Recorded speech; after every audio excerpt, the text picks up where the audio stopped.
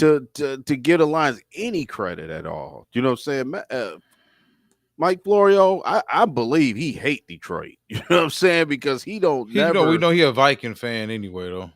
dude. He was just like basically like, you know, everything that Minnesota. It was like the Lions won because Minnesota didn't do X, Y, and Z. You know what I'm saying? Basically, that's how it went. You know what I'm saying?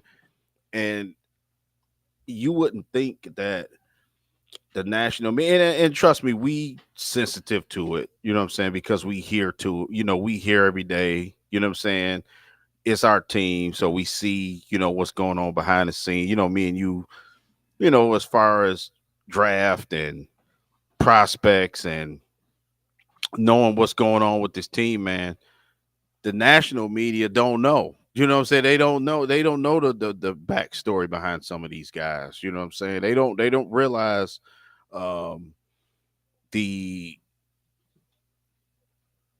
the journey, man, like to some of these guys, like Amik Robertson. I didn't realize that him and Justin Jefferson very well acquainted with each other. You know what I'm saying? They know each other. What's up, fellas, tonight?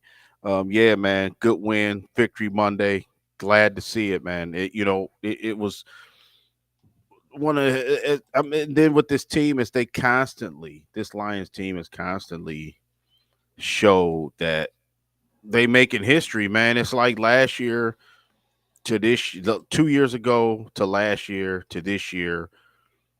It's like they've had so many signature moments that we've erased all the bad stuff. You know what I'm saying? Remember, like Lions, like every time, like Dan Orlovsky, I use him for an example. You see him on ESPN, and every time you see him, what is he known for? He's known for uh going on running out of bounds backwards. You know what I'm saying? With his feet, hitting on the inbounds line, on the out of bounds line, and the commentators laughing at him, making fun of him. You know what I'm saying? Marty Morningwig taking the win in Chicago. Shannon Sterling Sharp by himself against the Packers. They beating the Lions in Silverdome. You know what I'm saying? It just like one thing after another, bad. But now I think Dan Campbell, this guy that's up here right now, man, is totally erased all the bad stuff. You know what I'm saying? Now it's good things that we remember about this team, man. You know what I'm saying? Huge win last night. I didn't think that. I ain't gonna lie. I mean, we had the Lions win. I had them winning by 3. I think it was 29-26. I that was my pick. I didn't think they could pull that off, Walt, the way they did last night, man. That was impressive. I mean, say call what you want. Blame the blitzes, the blitzes. Blame the blitzes. Excuse me.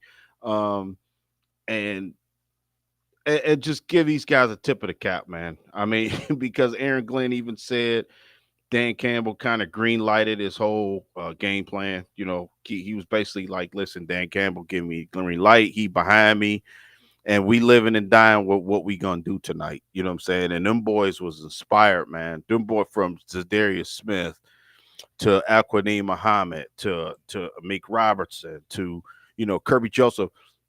I just want to point out, I think Kirby Joseph made one of the biggest plays. While correct me if I'm wrong, listeners, correct me if I'm wrong. When he ran, remember that big run by Cam Akers? I think he ran it maybe 58 yards down the sideline.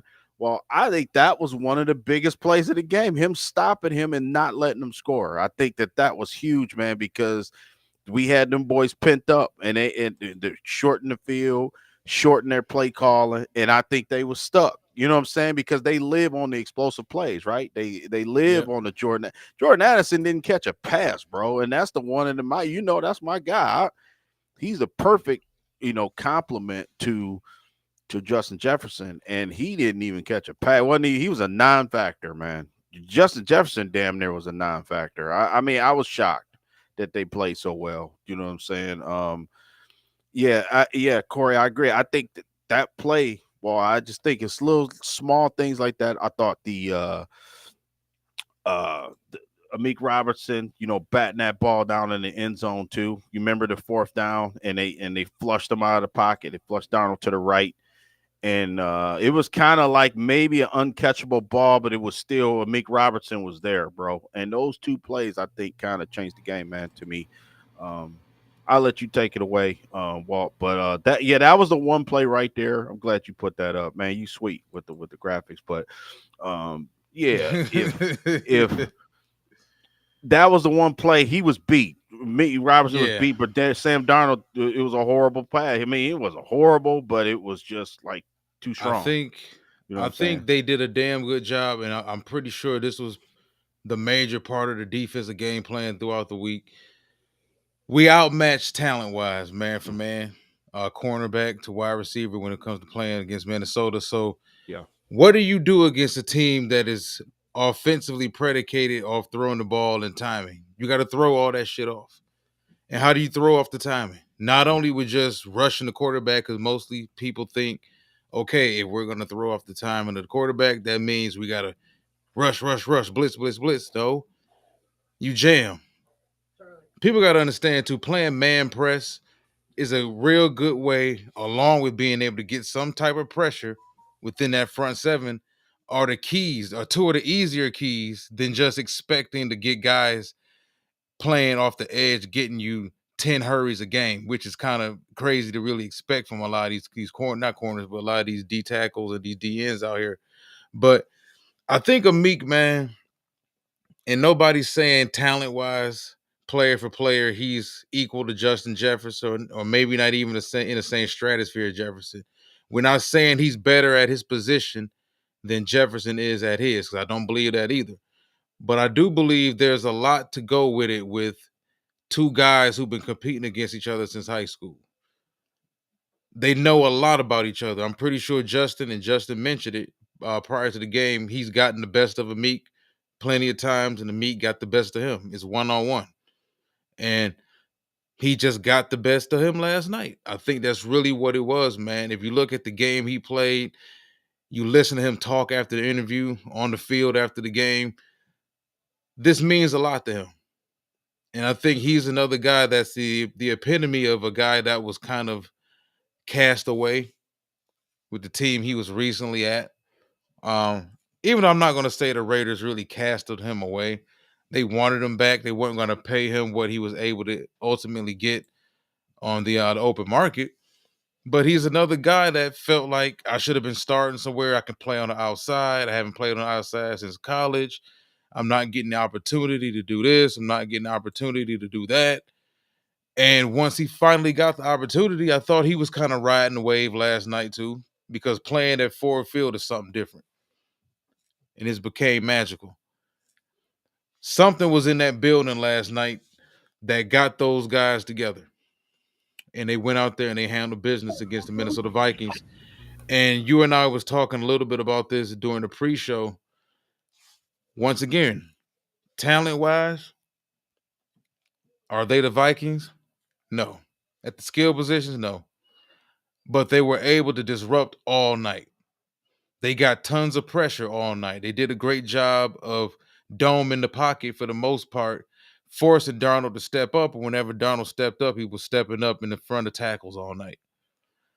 They would force him to throw over guys all night. They had a game plan to disrupt everything. And if we don't have a Myles Garrett or a Max Crosby or a Aiden Hutchinson or a TJ Watt or whoever you want to name, you want to insert, we got 11 guys that are going to play football on a string, and we're going to disrupt things all night. And I think that was pretty much what they did a great job of. Now, what I will say is this, and like I said, you and I prior to the video, we kind of touched on this.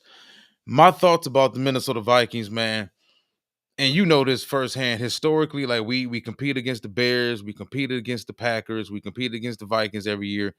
The Vikings have always been a very physical, tough team. It didn't feel that way last night.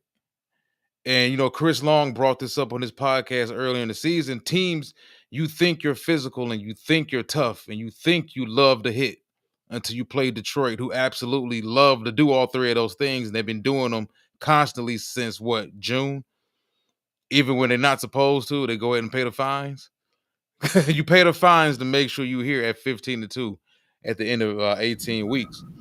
Yeah. But I think the Vikings, man, as great as Jordan Addison is, as Yeah. great as Justin Jefferson is, as great as Jalen Naylor is, all three of those dudes are the same wide receiver, bro.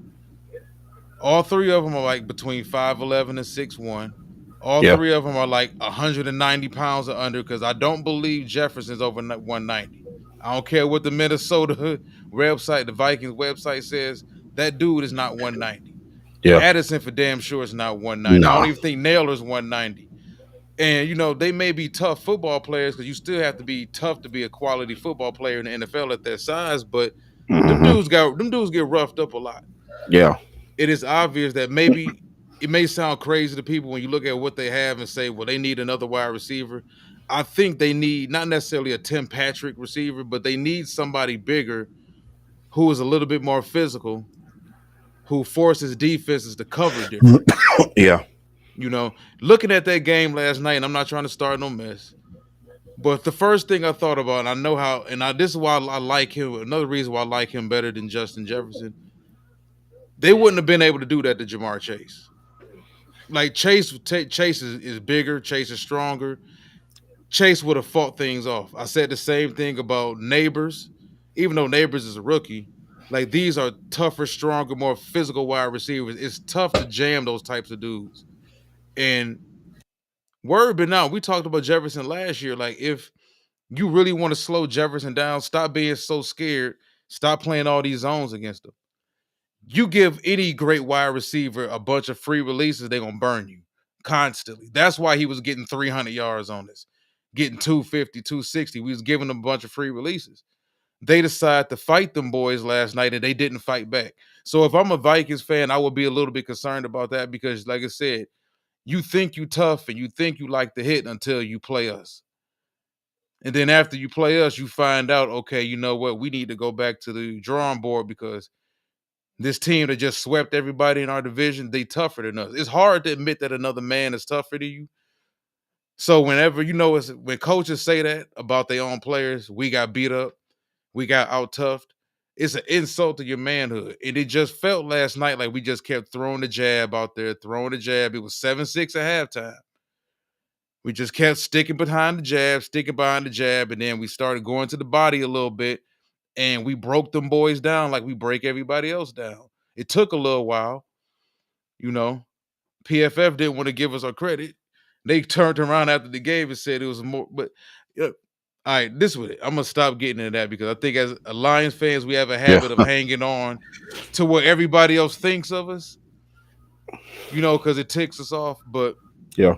I was like I said, that was just me about Minnesota. But I think, like I said, overall, we started slow. Did Goff play his best game? No, he didn't. But he still made some throws. He made some major key throws actually down the stretch. Yeah. So yeah, it was it perfect? Did it feel ultimately like a 31-9 game overall? It didn't because it was 7-6 at halftime. But in the back end of the fight, we just broke them down and we got to 15-2 by hook or crook. Yeah. Yeah. That's right. And just what you said, man. I didn't realize that it would come down to like us being like more tougher than them. You know what I'm saying? I didn't realize that it would really come down to it. I mean, sometimes I forget sometimes that we are tougher. You know what I mean? And they kind of remember Dan Campbell said at the end of the locker room, he said, we played like who the F we are. You know what I'm saying? And that's what we did. You know what I mean? It took, like you said, that the offense is like the one thing that I'm not worried about. I mean, even though they did fall, they was kind of slow out the gate. I thought the game plan with just Rad Gibbs was brilliant. You know what I'm saying? Because I don't think that they were expecting that. Some people, it's a perception that, and I think Chris Collinsworth alluded to it during the game, like saying that Gibbs is razzle dazzle, that Chris Johnson type that's like, what I'm saying, will outrun everybody, but he ain't physical. He can't run through the tackle. No, no, no, no. Jameer Gibbs can do that. You know what I mean? He kind of surprised me a little bit running up in there a couple times. And, we've seen it, but not so much. David Montgomery gets those yards and not Craig Reynolds has been getting those yards. Shout out to Craig. Craig been out there doing what needs to be done. Craig Reynolds is a consummate pro, man. Love him, man. Love what he brings to the team, man. But this is how I looked He at it. deserved this moment too. Yeah, yeah. I He mean, he put in a got it. lot of work, a lot of hot summers. Yep. And then you know what though, Craig got a couple first downs running. Yep. I think he played the Patience. David Montgomery role good, man. He got a couple key first downs to keep the chains moving. A couple times when we was kind of struggling. This is the way I look at it too. Walt. It was like we won the game. Obviously, Jameer Gibbs, superstar. Memorable performance. One that's going to go down. We're going to always remember this game that he had. 4 touchdowns. In this game, we always going to remember his performance. And I think that we did it with minimal. I won't say minimal help, but just like Laporta was spotty. Laporta caught a couple key passes as well in traffic. I thought he was good. St. Brown, he always brings it. Tim Patrick was quiet. Jameson Williams caught a couple. He seemed like he couldn't get his bearings about him last night. But what I'm saying is we kind of could get away with somebody having a big night and others don't some nights. And that's a sign of a good team, man. You know what I'm saying? Where it seemed like they didn't even break a sweat. Tim Patrick, it didn't even barely name got called. You see him out there blocking on the edge, sealing off that edge, being a decoy, going in motion, stuff like that. But It's he a didn't good thing really. I didn't put him in the parlay. Yeah. They So they tempted me though. They tempted me heavy, man. yeah, and I thought for everybody that want to laugh at Terry Arnold and say he sucks or whatever, I remember the minute it happened, I seen the message board going crazy. People I'm like, dude, y'all were the same people that saying Terry Arnold sucks. So why y'all so uptight about him getting hurt? That's how I feel. I mean, I don't think I don't think he sucks, but it's another narrative out there too. It's like, man, just sometimes we need to calm down. And because players ain't progressing like we think, it's like in big spots or big games, sometimes a game like this brings out. I remember Meek Robinson, remember he had like a pro football focused number or like against the Bills. It was like basically he was a worse player on defense. I remember like against the Mm-hmm. Bills. You know what I'm saying?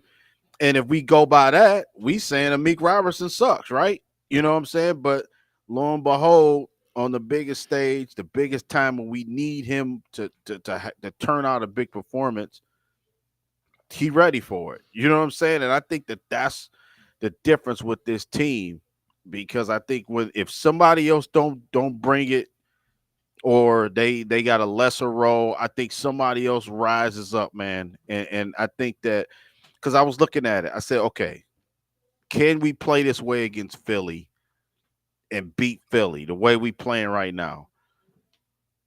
Let me ask you a question. I asked the listeners too. I was looking at, do we have a guy that can handle AJ Brown, right? In those spots. And I was thinking like ding ding ding ding.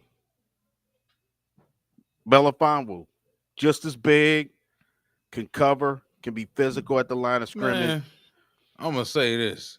As much as I love AJ and Devontae, who the hell gonna throw them the football? Right. That's the question. Who gonna throw them boys the football? Even if they want to throw the ball, and I'm not trying to insult them like this, but it's gonna sound insulting. Y'all might be better off letting Tanner McKee throw the damn football if that's the case, man. Because they don't. What's really weird about this, you heard Jason Garrett say it last night. How are the Philadelphia Eagles still the best team in the NFC and they down to their third quarterback? Like now y'all super trying to disrespect us. Tanner McKee is the starting quarterback right now. Well, he played yesterday, but Pickett played about the previous week against Dallas and they won. But you talking about a team that already was struggling to throw the football all season. Now they're down to their backup and their third string played yesterday. And you have the nerve to get on Football Night in America and tell the entire world that the Philadelphia Eagles are the best team in the NFC. It's like it's so many backhanded, not even backhanded compliments, but it's so many situations where they outright disrespect us. and then they turn around after they're wrong and say it wasn't disrespect. Like how I took it with the whole Sam Darnold situation and all the love he was getting all week. He was getting a bunch of love from Lions fans. Like, are y'all really that terrified of this guy? Y'all that damn scared? Oh, Darnold's been great all season, and our defense has been bad, and he's gonna come here and do this, do that to us. And it's like they forgot all common logic that you seen 14, 15 really good games from this man damn near in his whole entire career. Didn't see that with the Jets. You didn't see it with Carolina. You didn't see it in Frisco. You saw a good season from him here. Not here, but him in Minnesota. And that was enough to pretty much push everybody in the direction of the Minnesota Vikings over Detroit. Because, typically in a game like this where you got two teams as evenly matched, at least as evenly matched as people thought they were prior to the game, in a 14-2 versus 14-2 game, who you going to get an edge to? Typically, whoever got the better quarterback. So for you to pick the Vikings over us, it meant that you felt Darnold was either better or you felt that Darnold was going to come here and he was going to do some shit that y'all never seen him do ever. And this is what people bet on. They hate to believe in us so much that they will go against all common sense betting wise just to hope we win. I mean, just to hope that we lose. No, I heard today that Minnesota gonna win the next game we play.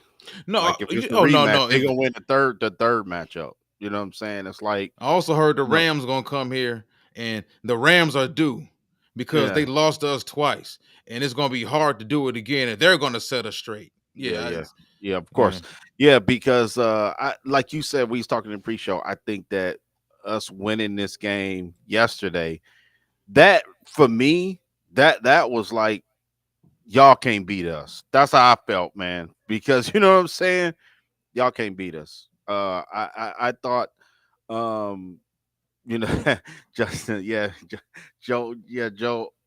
I feel you. I feel you. I had us winning by 3, so I really look stupid. But um, yeah, to sit there and have that game go the way it went, you know what I'm saying? It was like y'all Vikings can't beat the Lions, can't beat us. You know what I'm saying? That's how they put all that to bed. They put all the doubt.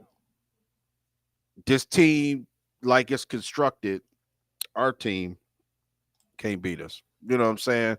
Um, I also thought that the offensive line got their act together. You know what I'm saying? It almost seems like it was like now we did get away with one. I thought that the um golf, I thought that was a safety because I was talking to a friend of mine today. I didn't think it was. I remember the play when they had us backed up at the 2 yard line. They had some heat on golf. He turned, fired the ball to the ground. They called it like they said it was an eligible receiver. I think it was Brock Wright in the area.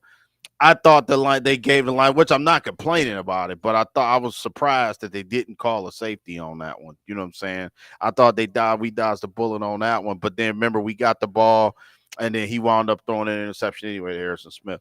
But that was kind of like a punt anyway. And then they got the ball and still didn't convert it. It was crazy how that game went, man. You just knew, with them goal line stances, like you said, it was like we were sustaining the body blows and the little jabs, and then it was like after you knew they wasn't going to hold us like to no points. You know what I'm saying? You just knew that once we got in the end zone once or twice, they wasn't going to be able to stop it. So, and then I overestimated Minnesota. I really did. I thought that Minnesota was going to be the more physical team. I really did on their defensive line, and they didn't, man. I don't know, like what's the guy played Harrison Phillips, I think is his name.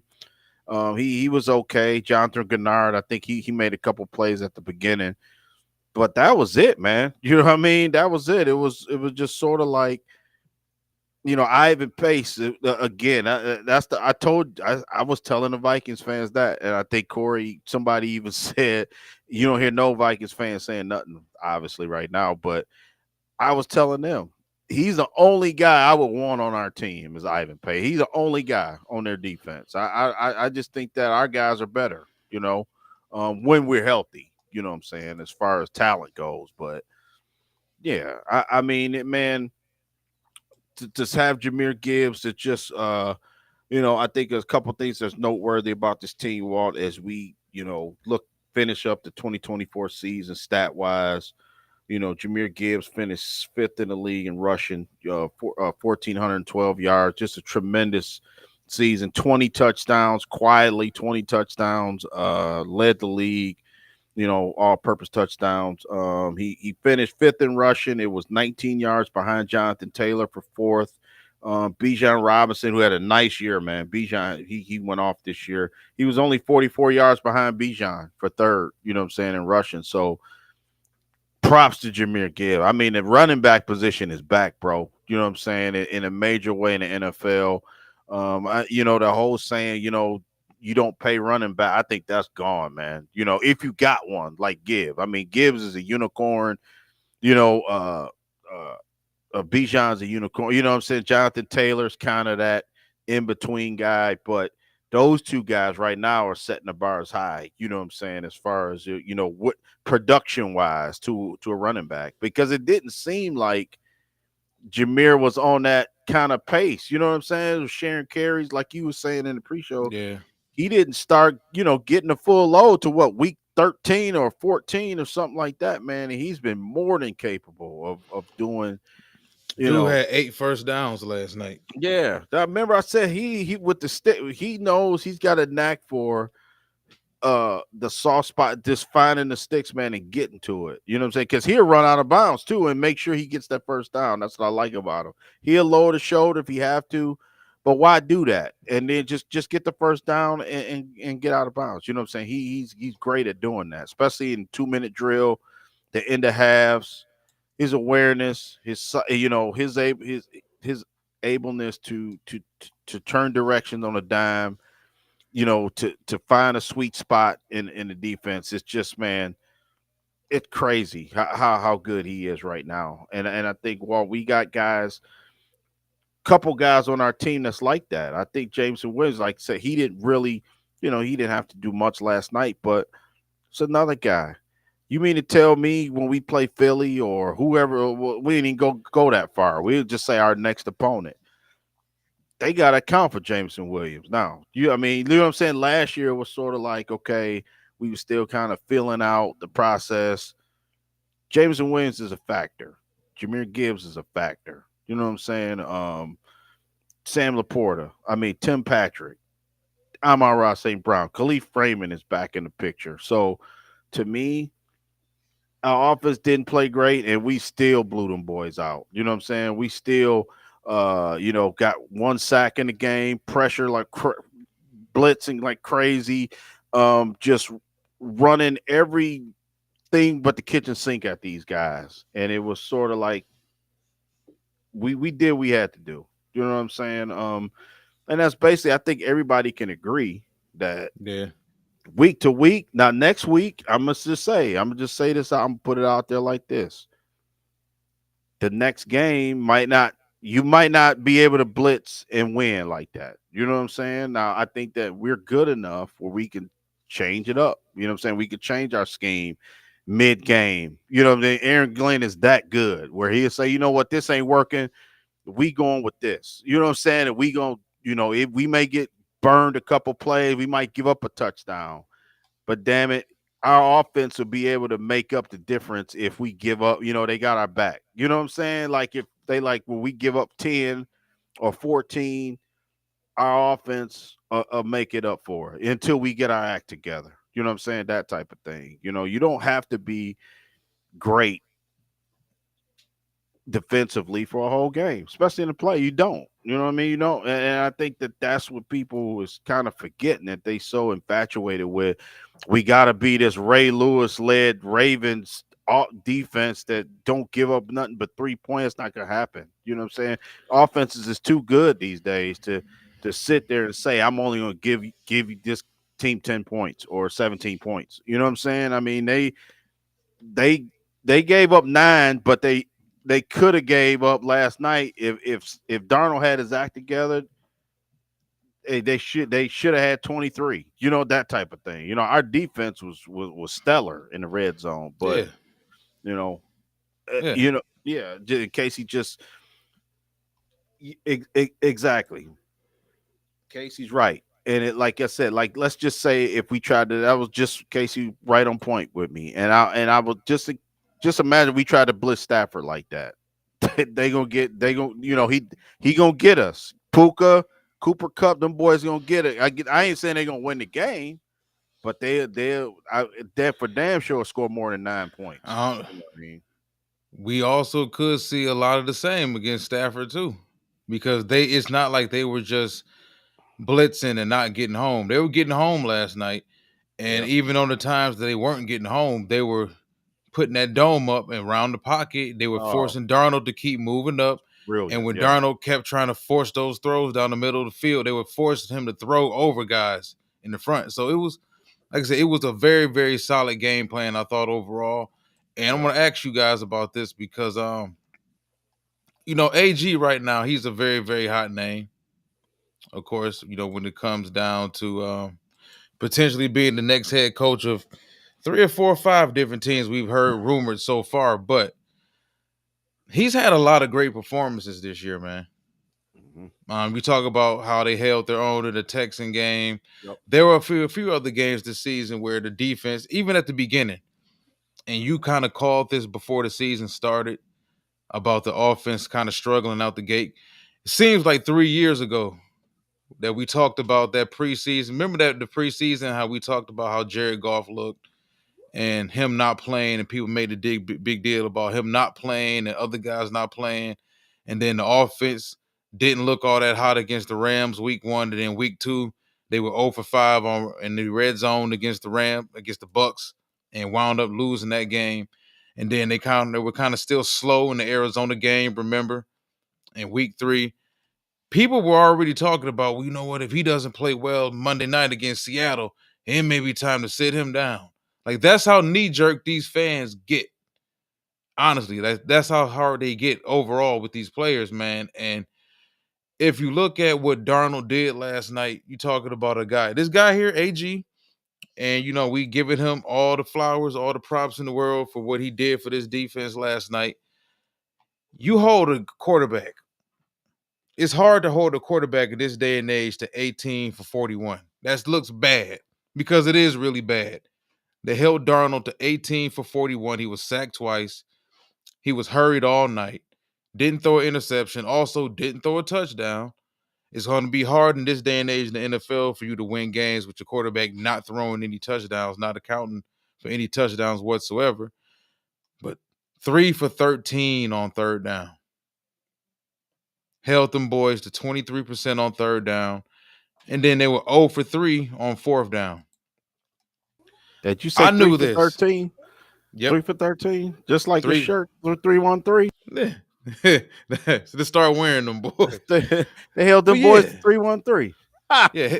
Held them boys to 313 out here, man. Yeah, man.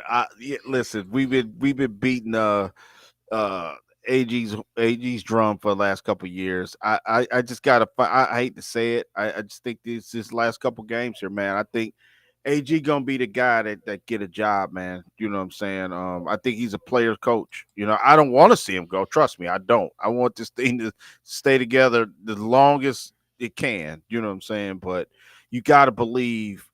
Our team was going to be a different landscape. And that's a show for another day. That's not the show. We're not talking about him leaving, but I'll just say this, Eric. I was really impressed. Really impressed. I mean, I couldn't believe how can you go to that level and to be successful? You know what I'm saying? I mean, maybe that's a lot of excuse using, I guess, on my part. You know what I'm saying? To say, oh, well, we can't do this because we don't have this guy, or we can't do this because we don't have these guys. And you could tell, well, y'all can't do this because now everybody missing. Malcolm Rodriguez, Barnes, Hutchinson, Carlton Davis, you know Robert what I'm saying? Porsche. McNeil. Everybody out. Jason Hanson. Yeah, Tracy Scroggins, he out of there. This man said Tracy Scroggins. Yeah, Kyle Jeff Harden. Vandenbosch.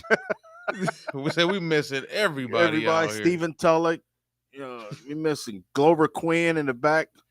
Uh, you know what I'm saying? We missing Mark everybody. Carrier, Mark everybody Carrier. missing. Who was that? Ain't that Chase Lucas in the background in this caption? We missing him. You know what I'm saying?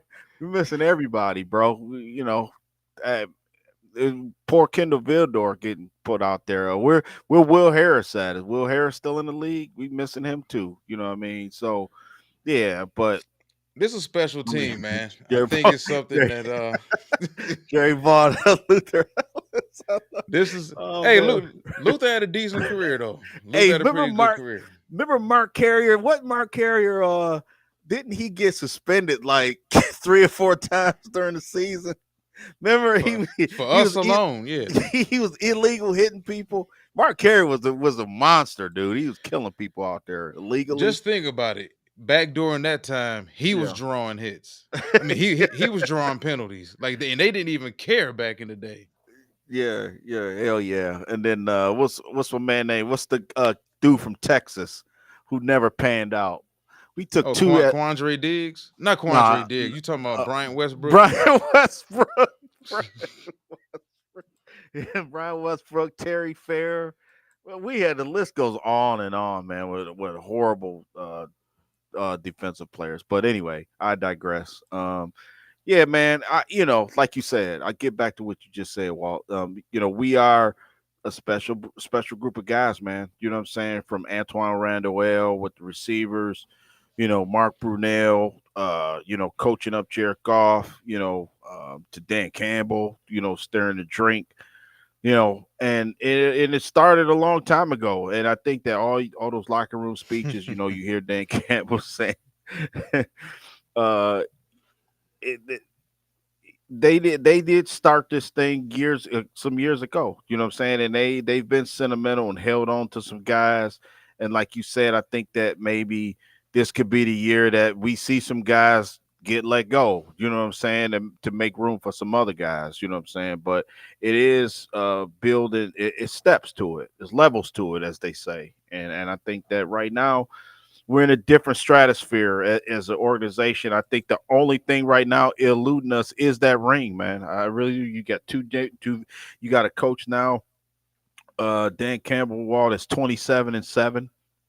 His last 2 years in the regular season, 2 playoff wins, 2 division titles now. You know what I'm saying? The icing on the cake for this team is to, make it to the Super Bowl, man. I mean that's really the only box they haven't checked yet. You know what I'm saying? And this is their window. You know what I mean? And I think we were so I'm not gonna say you because you've been even killed through this whole thing pretty much. I'll be the one that kind of go off the deep end sometimes. You know what I'm saying? I thought that the Montgomery injury was gonna be the nail in the coffin. I ain't gonna lie. I ain't gonna sit here and try to act like what I mean, that I was like, oh yeah, everything is great in Lions Nation land, but I was worried. I ain't gonna lie, man. Not that I didn't think Gibbs was equipped to do it. That's not even the case. We know that he is. You know what I'm saying? We've seen that, and I knew that. But it just brought. I thought it would bring a different dynamic of how teams play us. You know what I'm saying? And it hasn't.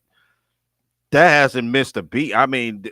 That part of it is more so surprising than anything because I thought that teams would defend us different, but and then that shows you, if Gibbs is getting the ball after about 10 carries, Minnesota knew it was coming, bro. After about 8 or 9, they like, damn, it's going to be a long night. It seemed like we going to be chasing Gibbs all night. You know what I'm saying? And they couldn't do it. You know what I mean? They couldn't, and nobody has really been able to stop him. It's just We showed he's his toughness too. yeah, of course, of course. Yeah. And then the one thing I think we can hang our hat on is every time Jared Goff has had like a game, and he didn't have a horrible game. I think it was 231, 1 touchdown, 2 picks.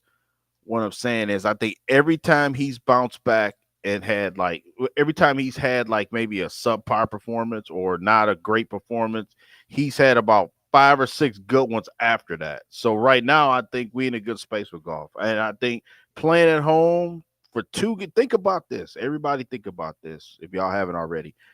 All we gotta do is win 2 games. We got 2 games on our home field to make it to the Super Bowl. Think about that. Just, I mean, forget.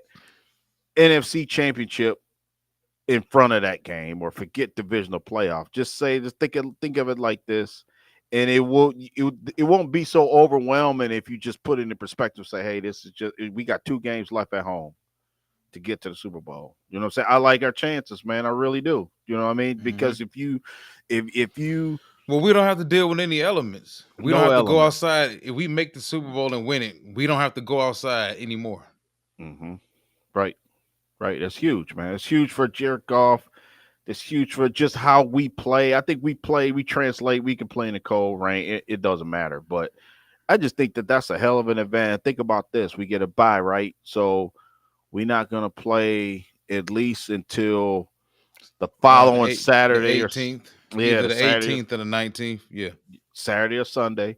Then you play 2 more games, and then if we make the Super Bowl, you get a week. It's a bye week before the Super Bowl, right? So basically, you're gonna be able to play 3 games in 5 weeks.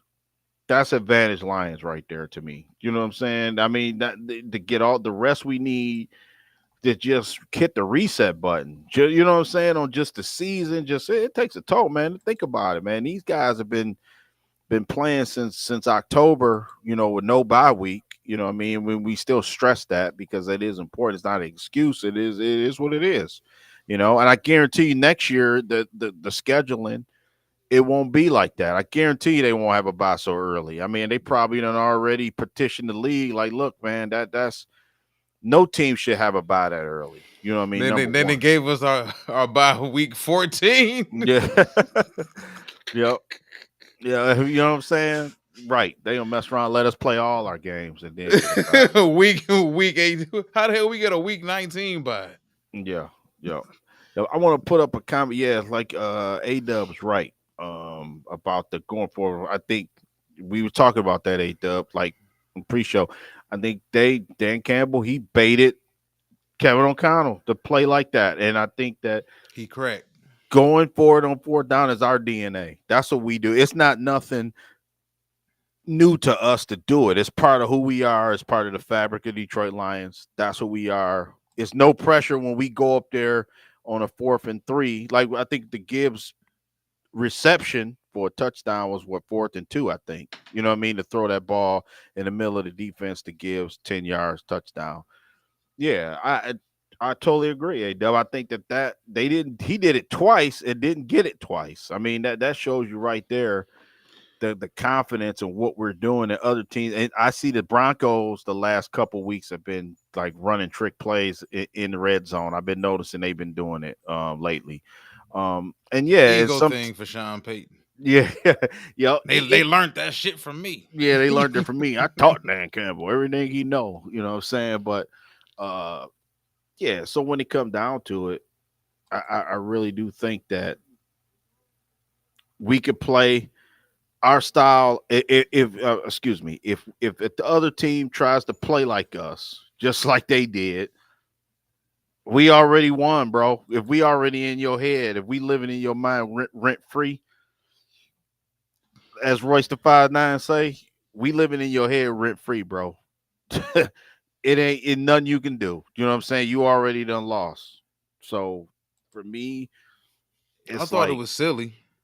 Like the very first time when he went for it, yeah. because I was sitting there with one of my best friends watching the game, and I'm like, even as a Lions fan, I'm like O'Connell should just kick the field goal. Hmm. Like just kick the field goal. Boom, turnover on downs. That was the first bad omen for him. And then we were sitting there rolling. We like, this dude really gonna go for it. There's no reason to go for it. Defensively, y'all playing pretty solid. We only got a 7-0 lead. Yeah. You done went for it and then ended up with nothing. And then turned the ball. Now, granted, we didn't do anything with it. But I think once a lot of that I think is mental as well. Because as a team, when you have that we went through it. Was it week 2 against Tampa Bay? When Hmm. you keep going to the red zone and you keep getting shut Yeah. out, Yeah. I think it was it's 6 times. it becomes demoralizing. Yeah. Yep. Yep. And Like at what one we got to time they do. were what 0 for 6 in the red zone. No, they had 6 red zone. But at one point in time, they had 6 red zone possessions and had 6 points to show for it. Yeah. It was 6. Yeah. It was 6 Yeah, red zones. Yep. Yeah, it was crazy. And like you said, that's demoralizing. And then on top of that, I heard somebody reference this today. It was noteworthy to even say it. But okay, remember they got the field goal, made it 7-6, and then they kicked the ball out of bounds. You know what I'm saying? Gave us the ball at the 40. We ran one play, bro, and got like 25, 30 yards on the play and kicked the field goal, winning in the halftime. That was crazy. You know what I'm saying? It was like the 3 points they got, they gave it right back. You know what I'm saying? So, Man, I've heard some um, Vikings talk about this more today. We beat ourselves. There's no beating yourself in a 31-9 loss, bro. mhm. Like the numbers show that y'all played bad. Oh, if Darnold wouldn't have overthrew these 6 passes, we Oh would have man, had like I don't want to hear all that what if shit. yeah, I know. If we would have stuck with the run a little bit more, I don't want to hear that. Oh, you guys were jamming and doing jamming is legal. Yeah, Like and I hate hearing these soft teams do that. and I Soft teams get to crying about jamming. Dude, right, get tough, get physical. right, right, and then out of all the teams that should have an excuse, we don't. You know what I'm saying? We ain't said, oh, we got Aiden Hutchinson out and Lee McNeil. You know, we got everybody out. We ain't saying that. You know what I'm saying? We ain't the Lions ain't the Dan Campbell ain't one time reference an injury that's gonna help us. You know what I'm saying? I mean that has hurted this team. You know, he hasn't said they said next man up. You know, this is your opportunity. This is why you here. You know what I mean? This is why, we're doing running these plays or running, like the like defensively. I mean, like you said, I mean, we to the point to where we only could play you only can play to the talent that you have. Okay, I think that's a strength. I think we all can still agree moving forward. I think that we can still know that the offense is the best chance for us to win it all. Right, the offense has got to be able to score 31 like they did. You know what I'm saying? 35, we and we didn't even play good, like think, offensively. You know what I mean? yeah. I don't want to downplay Jameer Gibb. I'm not saying that he didn't play. I'm just saying it wasn't aerial attack. We wasn't throwing No, 80-yard bombs or anything like that. You know what I'm saying? But we it still was a scored lot of 30. body shots. Yeah, still scored 31 on them boys. You know what I'm saying? I just feel like if Minnesota come in here again, Rams come in here, Eagles come in here, they put up 35, we putting up 45. That's how I feel. I feel whatever the team is doing that we're against, we're gonna do whatever we have to do to, you know what I'm saying, to get it done. I That, think that that's how I typically though, feel. it doesn't happen the way fans usually think it happens. You know, No, we've seen, like I said, I bring up that Colts team that went on to beat the Bears in the Super Bowl. I forget what year was it? Was that 2012? Uh, was it 2012? when Drew, you talking about Drew Brees when they beat the Colts, right? No, when the Colts beat the Bears. Oh, beat the Bears. I thought it was twenty Well, fifteen, if I'm somebody not knows in the mistaken. comment section. Somebody knows, but You know. that defense was kind of middle of the pack. They had their issues all season. Hmm. Everybody had their minds made up heading into the playoffs that Peyton and the offense was going to have to score 40 a game, and because the defense was so terrible. And what Hmm. happened in that playoff run?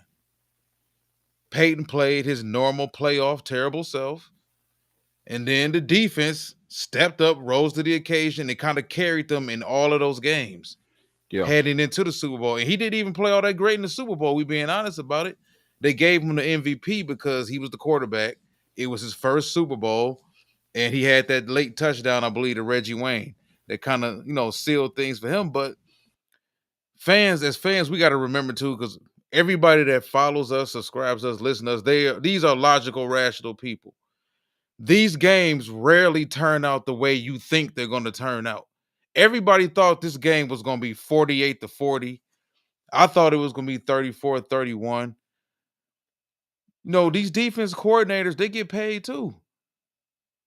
These defensive coaches get paid too. And typically these playoff games aren't high scoring games. How often do you see a 41-40 game in the playoffs? You don't see that happen that often. Coaches coach tighter. You get smaller possessions. You get shorter possessions. Like I said, more teams want to incorporate the running game more. These coaches coach the game way more wide open during the regular season than they do at home. If you look at us offensively last night, we ended up scoring 31 points, but that wasn't honestly the most offensively open game that we've seen Ben Johnson call all season. Things are different in close games, tight games. Games like that last night. It wasn't a playoff game, but it had the feel of a game 7 last night to it. So I think for fans, we just got to realize we don't have it all figured out. You don't. For all we know, man, the offense could struggle this whole playoff run, and the defense could rise to the That occasion. that's right. That's right. And that's the thing, Um, I tell everybody, playoffs is week to week, man. That's how we got to approach it. You know what I'm saying? Just because we give up 9, or just because, like you said, we scored 31, we might only need 20 to win the playoff game next week. You know what I'm saying? It might be good enough. You know what I'm saying? Because our defense still playing well. That type of thing. Um, yeah, I mean, I feel confident, like knowing that our defense can cause some pressure, because I kind of did want to see it for my psyche. You know what I mean? But yeah, I mean, and then I think somebody did bring up Anzalone, how much he does mean to this team. You know what I'm saying? I mean, that's another thing I took for granted. I did. I mean, I know Anzalone's a good player. You know what I'm saying? We know Anzalone is perfect for the scheme. He's like a extension of the coaching staff on the field. But he a little bit more. I mean, he a little bit more than that. He like player coach, bro. He like out there, just he had Hawkinson just ready to quit. You know what I mean? Hawkinson was he Him want no too. part. He didn't And want I no and I part meant to of it. bring him up too. Like he's another one. And we had him here. Like TJ Hawkinson is not the most physical tight end out there. Dude, he So has it's 2 like catches. that's a very soft finesse offense that got pushed around. Who did this remind you of? Remember, and I hate constantly bringing this up. Well, I don't constantly bring it up, but we hear it on social media so much around here. The '04 Pistons, or even the going to the bad boy Pistons. Those softer finesse teams hated playing against the Pistons. Y'all hit too much. Y'all too physical. Stop touching me. Let me dribble. Let me do what I want to do. Give me space. Soft players want space. Soft players hate being touched. And I go back to what I was saying early in the show for people who just tuned in and didn't hear what we were talking about earlier as far as Minnesota, man. Minnesota, as great as Justin, as great as Jordan, as great as Jalen Naylor, all three of those dudes are, they some small ass dudes that don't like to be touched. And what do? We touched them all night. Pause. But we got physical with them the entire game for 60 minutes. And we talked about, if you talk about just talent, Justin Jefferson is a better talent than any of our corners. And that's with all of our starters out there. Mhm. Jordan Addison, you can argue if he's better.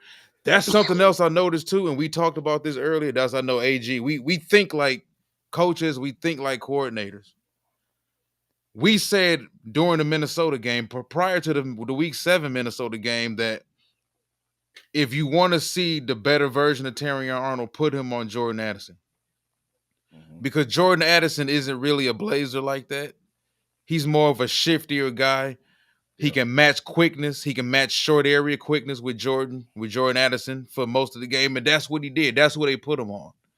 It all makes sense as fans if you sit back, if you're interested in that part of football, if you sit back and you start breaking things down and looking at matchups. Yeah. I wouldn't dare put him on Justin Jefferson. They put a more physical corner on Justin Jefferson. And then they put him, Terrion Arnold, he was more of a quicker, not fast guy, but more of a quicker technique type of guy, short area guy. They put him on Addison, and he was able to erase Addison. He played a pretty good game last night because you didn't put him on a freak athlete. Mhm. You Yeah. put him on a guy who he matches up better with. He's short. He's him and Jordan Addison are pretty much around the same height, same weight, damn near quickness. So it all made perfect sense.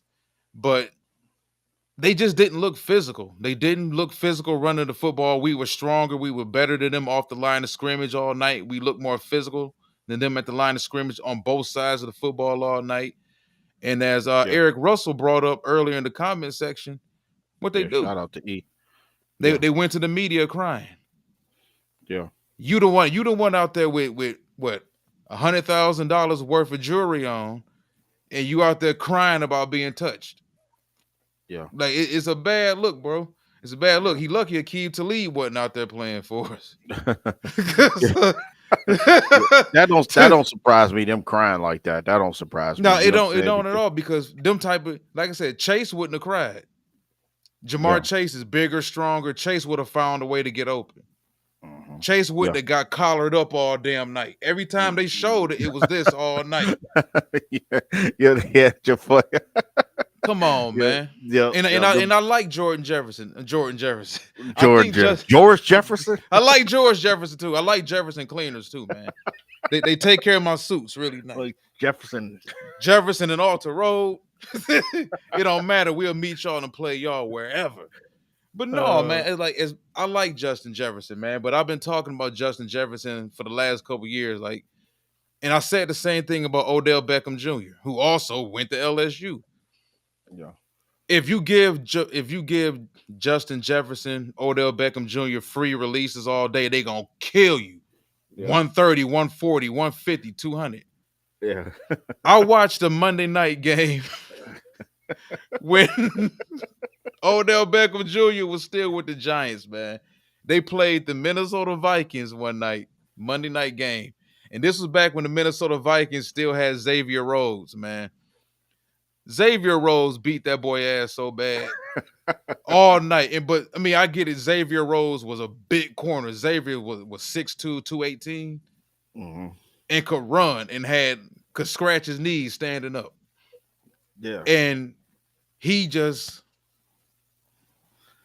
all night just bullied Odell Beckham Jr. all night. And that's what it reminded me of last night. hmm, yeah, So I mean it's get more physical, bro. I mean, I get it. Corners, I mean, wide receivers today don't like to be touched. Most of them don't like to be touched, especially the ones like him. yeah, But I see Devontae Smith dog his way through it.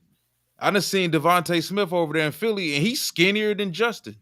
I done yeah, seen Devontae Smith battle with dudes in man press. So the yeah, thing is it's either in you or it's not. The problem is them three boys in Minnesota, they used to being schemed open. They used to everybody playing zone against them, and they used to everybody just letting them run free off the damn line of scrimmage. We yeah. wasn't doing it. See, that's what I was. That's the picture I was. That picture is always painted like with our defense, like But this having picture, yeah, having guys run free. him snatching off Crabtree chain. Yeah, because yeah, but you know, just what you said, man. As far as like, how can I put this? Like this generation, like they soft, man. The generation, the the football play, like you mentioned uh Talib Talib Akeem Talib. Akib Talib, excuse me, cut from a different cloth, man. You know what I'm saying? These guys nowadays ain't built like that. You know what I'm saying? So yeah, so He even said he wanted to be a Lion. yeah, He said he loved to play for Dan Campbell. you know, I he like bet. right. You like to come back and play, but yeah, and everything, and like you brought something to my attention. I like that you did about Chris Long, and I think he said that the Lions give everybody a hangover when you play the Lions. It was real. I think the streak was real. I think it was nine straight. Our last nine teams that we had beat, they lost the previous week, right? And I think the only team, I think Tampa was not Tampa. Somebody, I think it was Buffalo. Tennessee. It was Tennessee. It was Oh yeah. Tennessee that we had beat, and then the following week Tennessee won, if I'm not mistaken. They No, had it was broke that streak. Buffalo. Because remember, Buffalo beat New England. They barely beat New England the next week after they beat us. After they beat, But okay, then they turn around, you see, and they lost New England yesterday. yeah. So what I'm saying is we up for the challenge, man. And while we just put a bow on this show tonight, but overall, I was surprised. I was like taken off guard because I wasn't expecting the defense. I know if I was taken off guard and I'm sitting at home in my basement watching it on a big screen, I was taken back. I mean, like I didn't think that we had a performance like that. I thought we would win, but not the way we did. That okay? I just say it simply like that. I didn't think we would beat that team the way we beat them. You know what I'm saying? I was shocked. So moving forward, so the Lions get the number one seed. Gonna play the lowest. We playing the lowest remaining seeds the rest of the way. So whoever wins, just real quick, Walt. Washington's playing at Tampa. Washington got the sixth seed, and the Bucks coming in, the number three seed, winners of the NFC South. Then you got the Green Bay Packers with the seventh seed playing the Philadelphia Eagles, which is the two seed. Philly is the winners of the NFC East. And then you got the Rams and the Vikings, obviously, and the Rams won the NFC West. So what I'm saying to you is the path to like the Lions. Let's just say Washington wins. That's a dumb question because I think if Washington beat Tampa at the sixth seed, we'll just say they would Yeah. be the lowest seed and they would play the line. I'm not worried, but I think the Lions would they would smash Washington. I think once they Yeah, play, I I think think we're a little too physical for Washington. yeah I they're think not we're a ready. little too physical for Jaden Daniels too, and they like to run Jaden a lot. I like Jaden Daniels, but I don't Yeah. think he ain't ready for that smoke that would happen with that. And I like Scary Terry McLaren. Oh man, you talk about hands, you talk about route running, dude. Another Buckeye. Yeah, Terry McLaren, he that guy, man. I like him. That's the Um, only thing that scares me about them is the fact that we know not a damn thing, and we know that they quarterback can run and throw. I mhm, mean, I still think we I think we cracked that safe, like we cracked every other safe this season for the most part. yeah, But that's the only thing that kind of scares me about them more than Philadelphia is the fact that we honestly don't know what to really expect from them. We know that Jaden Daniels is going to run the football about a good 11, 12 times. We know that he's going to push the ball downfield. They're going to let him do what he do. yeah. And we know Dan Quinn's defense is going to be what Dan Quinn's defense is. So that could be something that could give us some issues a little bit. But like I said, ultimately, I think we still crack that safe. I don't think we lose to Philadelphia. I don't care if Hurts starting, McNabb, Randall Cunningham, Ron Jaworski, Rodney Pete, Ron Kevin Jaworski, Cobb. I don't, I don't care who the hell they started at quarterback. They not Kevin beating Cobb. us.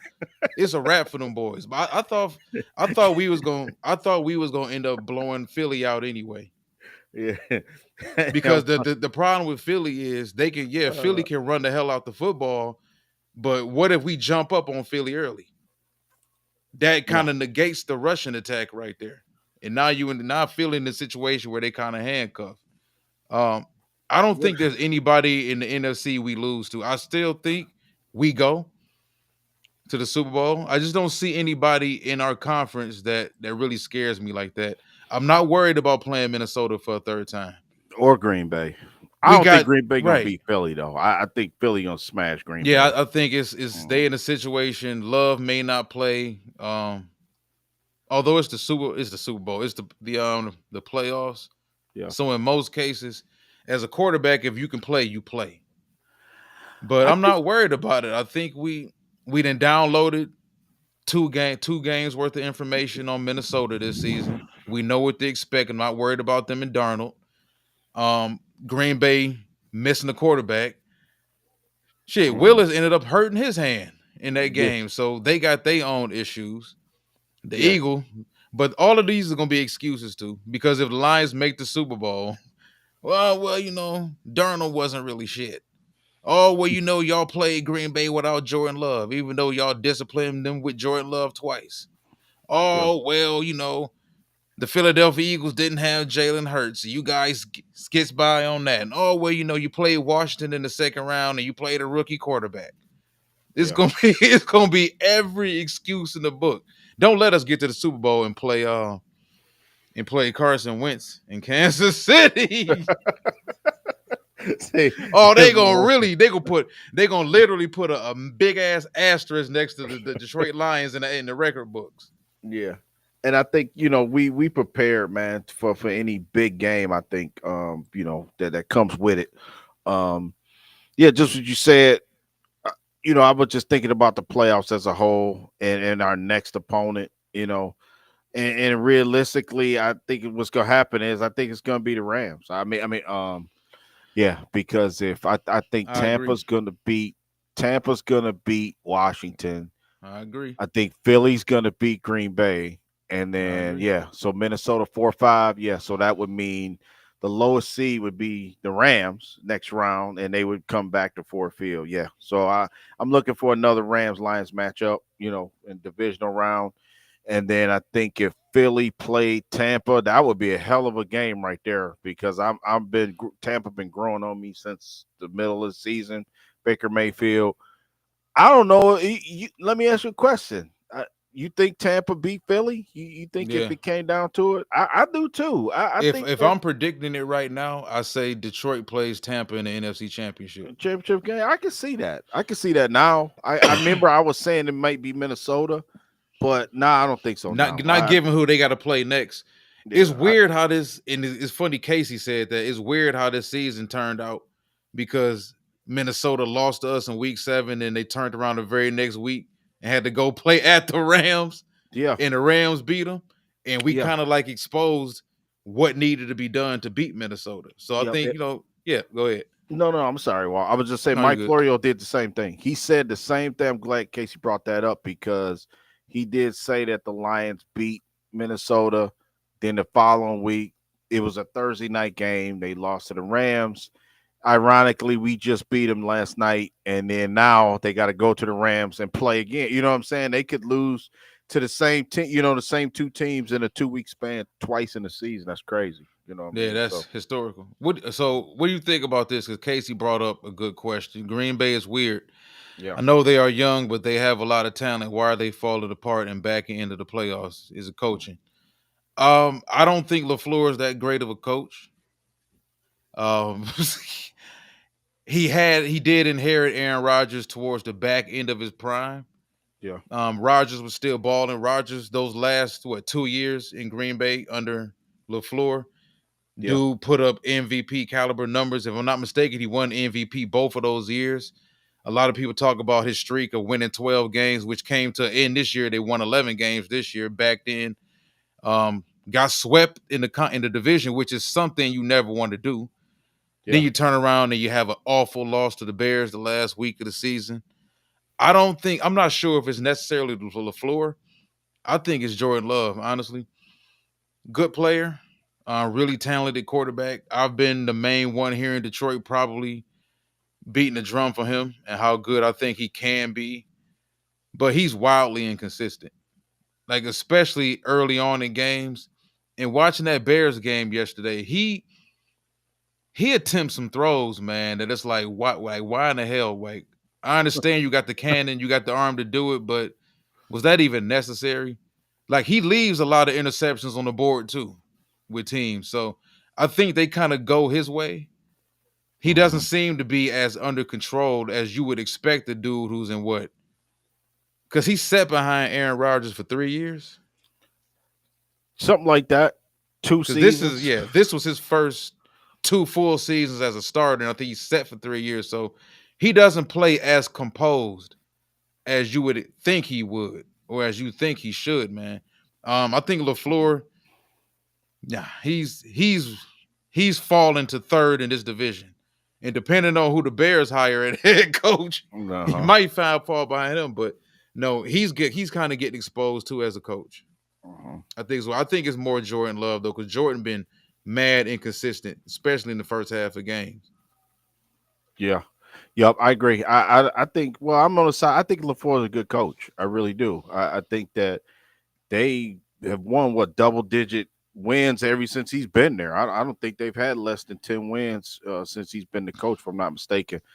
They are inconsistent because they're young. I do. I'm a lockstep with you with Jordan Love. You know how I feel about Love, but man, he way too inconsistent, too erratic, man. You know what I'm saying right now. And I think that part will settle down. Now, how patient they're gonna be in this process, because listen, it's about results, man. This whole They gave that NFL, man a lot of money. yep, it's results, and you can't be saying we're gonna wait, we're gonna be patient, and get knocked out of first round and not winning the division, man, year in and year out. That's not gonna fly. You know what I'm saying? And being paid like a top notch quarterback. So, yeah, I mean, when it comes down to it, I do. If the answer Casey's question, which was a good one, I would say absolutely. It would be, to me, it would be just a young team, and I think that the coaching will come around to like you said. Well, excuse me. It did this division, like you said, has turned out to be.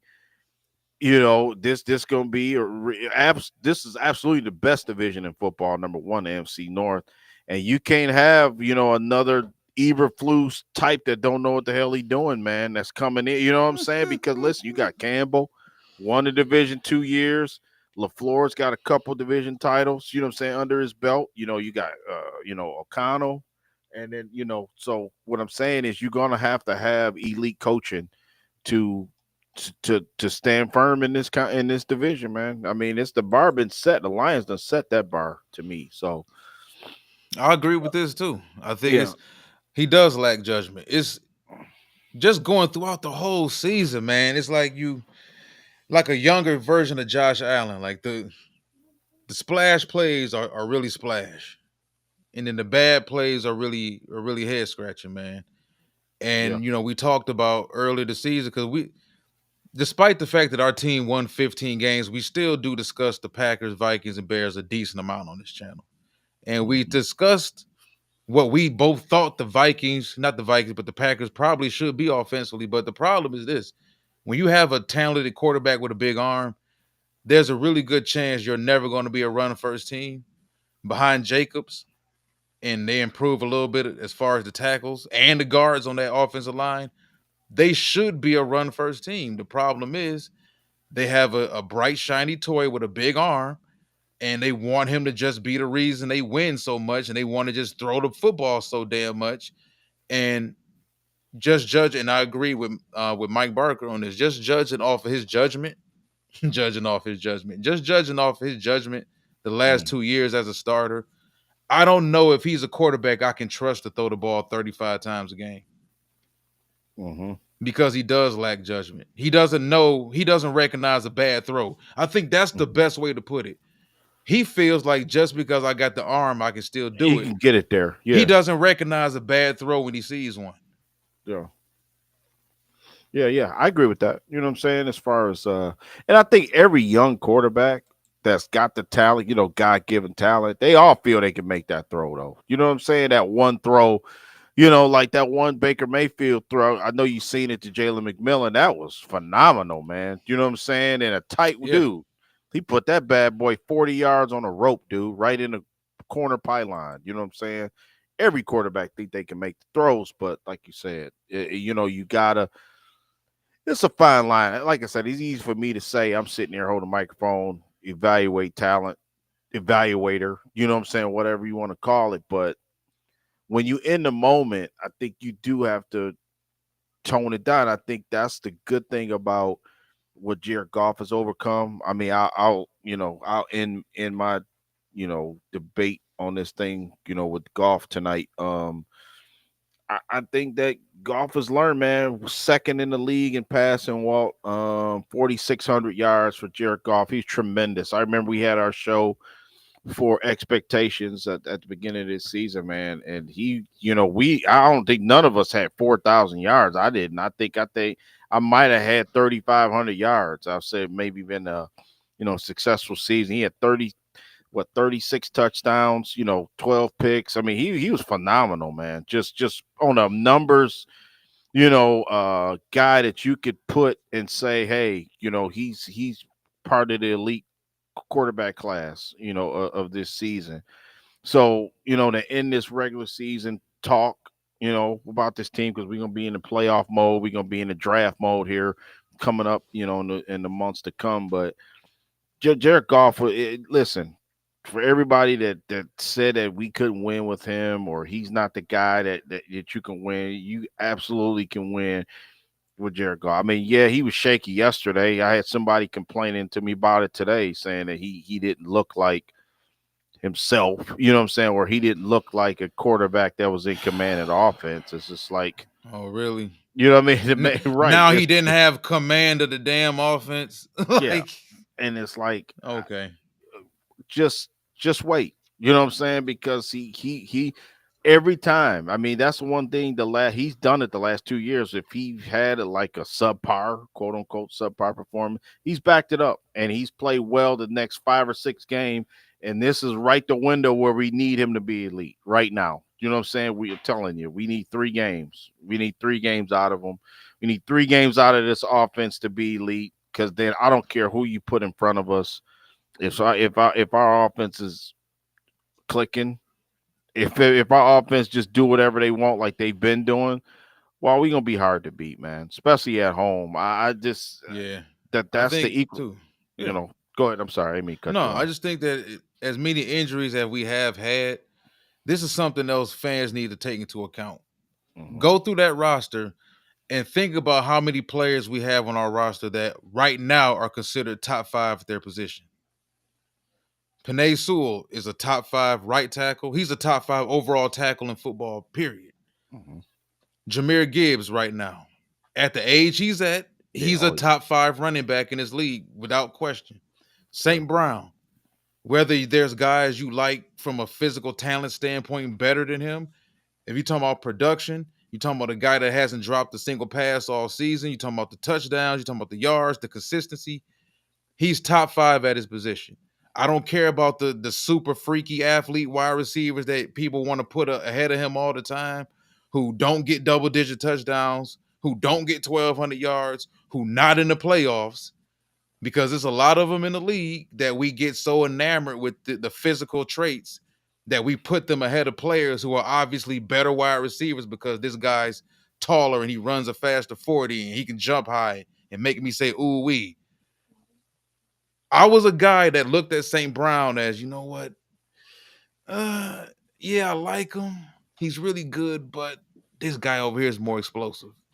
This guy over here is this. This guy over here is that. St. Brown is top 5 at his position. Sewell's top 5 at his position. Yeah. Jared Goff is top 5 at his position. There's no more arguing that, man. He is right now. Yeah. Yeah. Yeah. Branch, top 5 strong safety in For sure. football. Pro Kirby Bowler. Joseph, top 5 free safety in football. Hmm. Heading into next season is, well, of course, Aiden Hutchinson, top 5 edge rusher in football. I think Jack Campbell. You can put him in that prop. Yeah, You can moving in, yeah, put into him right next in. season. I think he will. I think he's on crack. I'll say this. I'll let him take baby steps. I think next season he'll be a top 5 linebacker in football, Hmm. Yeah. Oh top yeah. 10 or top 10. So yeah, we missing a lot of people, but we still got a lot of game changers. Also, that's still out there on the field, man. So, man, I want to thank you for joining me tonight. Well, I gotta thank you for you with me all the time, though. Yeah. That's right. That's You right. know, but I'm glad, man. Lions fans, y'all get to see this, get to experience this. Me and this man was talking about this earlier. We thought we'd never experience this in life.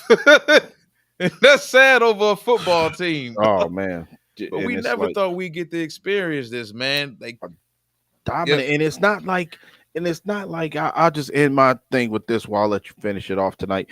I never thought that they'd be dominant like they are. You know what I'm saying? I mean, even shorthanded, wouldn't it be something to win this thing, man, without, you know, without just I'm not saying without Hutch like that, but what I'm saying is with the injuries we have, I'll say it like that. And we hoist that trophy, bro. That's like not a pipe dream. You know what I mean? yeah. It's sort of like, you know what I'm saying? It's not like we St. Bonaventure trying to win the NCAA championship. You know what I'm saying? It ain't like we William and Mary, Long or- Beach State. yeah, Coastal Carolina trying to win the NCAA championship. You know what I'm saying? It's not like, we Butler. playing Duke. You know what I'm saying? But we the Lions, bro. You know what I'm saying? And yes, we missing our guys, but damn it, we can still win this thing, man. It seems like, and that was the only thing for me. I was just looking at the big picture, and maybe we don't win the Super Bowl, that type of thing. You know what I mean? Because if you look at Derek Barnes, Hutch, Elaine McNeil, those are guys. I mean, talking about Carlton Davis. I'm just talking about those three guys. Who was like a main, uh, the main cogs of our team. You know what I'm saying? So yeah, man. I just ended with that. I just never thought I would see the day where we're so dominant. You know what I'm saying? We beat people over the head, pile drive, DDT, leg drop, Here they go. suplex off the top rope, Stone Cold Steve Austin coming, with stunner. It just they all of those things, man. This team is all of those things. You know what I'm saying? So Definitely, definitely. yeah, So we're gonna come back tomorrow night, man. yeah, yeah. We probably do a late show tomorrow. Yeah. Yeah, we could do that, and then maybe we can go over to AFC. I think AFC is noteworthy to kind of see what's going on, just the playoff matchups in whole. Talk about some players that maybe stood out this season. My man Joe Burrow. I got a lot to say about Joe Burrow and the Bengals, man. Joe Burrow is one of my top quarterbacks. It's a shame they didn't make the playoffs. I think Zach Taylor should be fired. That's number one. Damn. That's a guy he I don't want to come after nobody's job because I won't want nobody come after me like that. But I got my reasons. I'll just we get into it the next show. We just talk about the playoffs if you want to. Certainly. Yeah. Also, at some point in time later on in the week, nice video for you guys after a historical, well, at least historical for him. Actually, historical overall. If you look back at that video we did right when we drafted him, whether or not he could Oh, break the running back curse, he broke you called that. it. You called he that back, man. You called it. he You did. broke it. But yeah, I we're think gonna you go back. said you didn't say first round pick. I think you said second round maybe get Jameer Gibbs. I remember that was vaguely that's what you Well, said. I remember. I had him with that. I had them if he was there with that second pick in the first round. I Yeah. didn't think that they would trade all the way up though, in Yeah. front of Dallas. Because we never know why they end up trading up. But yeah, they traded up to get him. But I did think either him or Bijan would have been a decent pick if they would have failed that far. But neither dude fell that far. Yeah. You Yeah. know. But yeah, we're gonna do a video later on in the week, getting into the actual scouting report I wrote on Jameer Gibbs 2 years ago, Yeah. how things apply and what he actually developed. How did he develop from the University of Georgia Tech, Yeah. heading over to Alabama, and now heading into year 3 of his career with us, the Detroit Lions. So I want to thank everybody for joining us all season. 18 weeks seemed like a major marathon for everybody, but our team got to 15-2. For everybody out there that had this team winning 15 games, y'all was right. I thought it was silly. I thought 12 wins was the ceiling for them. Yeah. But they turned out to be a damn near imperial team all season with all the injuries they went through. And now we got this bye week we've been saying we needed all year. And now we get to kick back, relax, get some people healthy, and get prepared for whoever the hell we will be playing in the divisional round. So, till next time, one pride.